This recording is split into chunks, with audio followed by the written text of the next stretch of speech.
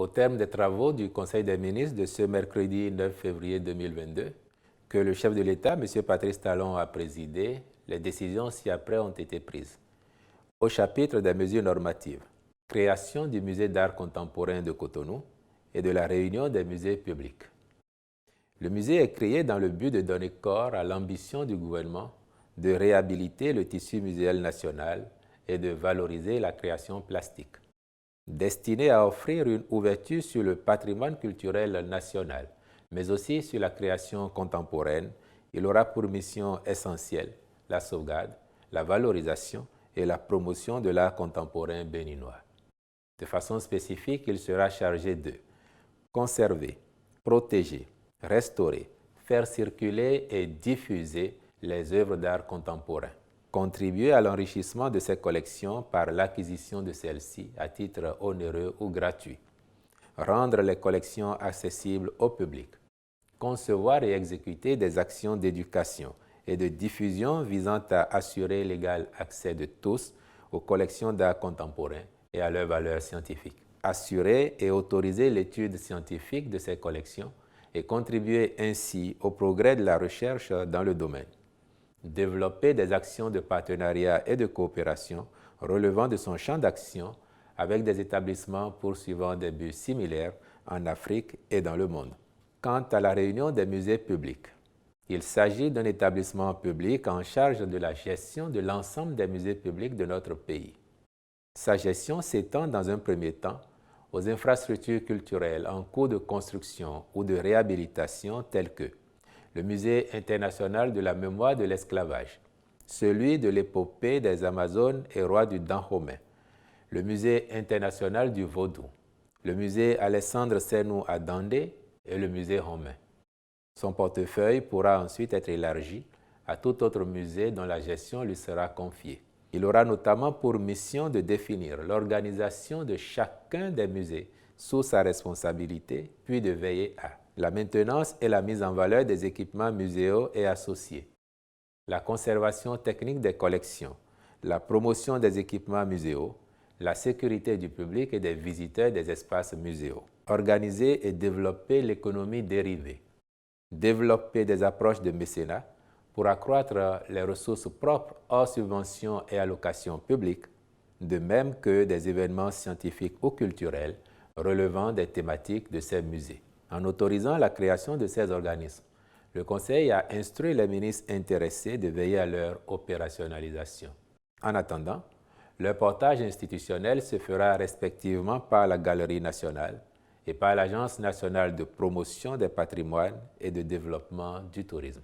Au titre des autres mesures normatives, ont été adoptés les décrets fixant les modalités de création, d'organisation et de fonctionnement des centres d'accueil et de protection de l'enfant en République du Bénin, les conditions et modalités de délivrance des agréments pour la fabrication et l'importation du tabac, ses dérivés et assimilés en République du Bénin, ainsi que le décret portant approbation des statuts du laboratoire d'études et de surveillance environnementale. S'agissant des communications, contractualisation pour l'acquisition de kits de réception de la TNT. Pour rappel, le Conseil des ministres avait approuvé en octobre 2020 le choix du mode accès libre pour le lancement de la télévision numérique terrestre. En exécution de cette décision, le ministère en charge du numérique avait lancé un avis à manifestation d'intérêt à l'endroit des entreprises désireuses de commercialiser les kits de réception TNT. Ceci dans le respect du processus d'agrément des kits, des facilités accordées par l'État et des tests en vigueur, notamment en ce qui concerne les prix plafonds du kit de base de réception de la TNT. À l'issue de la phase de test de décodeurs en laboratoire, la Haute Autorité de l'audiovisuel et de la communication a octroyé en novembre 2021 des agréments à 3 modèles de décodeurs soumis par 3 entreprises de droit béninois qui ont démarré l'accomplissement des diligences pour approvisionner de façon progressive le marché intérieur.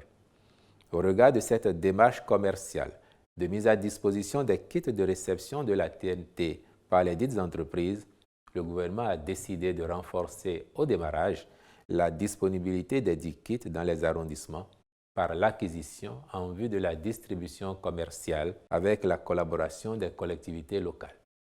Ceci permettra de satisfaire les premiers besoins des populations en attendant une couverture intégrale du territoire national par les entreprises distributrices.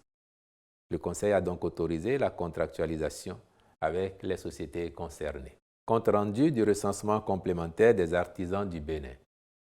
Ce recensement s'est déroulé sur toute l'étendue du territoire national du 23 août au 16 septembre 2021 et a permis d'enrôler 211 217 nouveaux acteurs, portant l'effectif total d'artisans inscrits dans la base à 452 246 personnes provenant des 8 branches d'activité répertoriées dans le secteur. Après cette étape, la suite des actions, conformément à la feuille de route, conduira à la mise en place de la Chambre des métiers et de l'artisanat du Bénin. Le ministre des Petites et Moyennes Entreprises et de la Promotion de l'Emploi est instruit de poursuivre le processus jusqu'à son aboutissement à la mesure des attentes du gouvernement et des acteurs. Au chapitre des rencontres et manifestations internationales, le Conseil a autorisé la participation du Bénin au 6e sommet des chefs d'État et de gouvernement de l'Union africaine et de l'Union européenne à Bruxelles en Belgique les 17 et 18 février 2022. Enfin, au chapitre des mesures individuelles, les nominations ci-après ont été prononcées sur proposition des ministres respectifs. Au ministère du Numérique et de la Digitalisation, directeur de la Planification, de l'Administration et des Finances, M. Marius Ataï Guédégbé. Conseiller technique au numérique et à la digitalisation, M. Régis Donald Hontin-Fendé. Au ministère des Petites et Moyennes Entreprises et de la Promotion de l'Emploi, directeur de la Planification, de l'Administration et des Finances, M. Noreini Moussa, je vous remercie.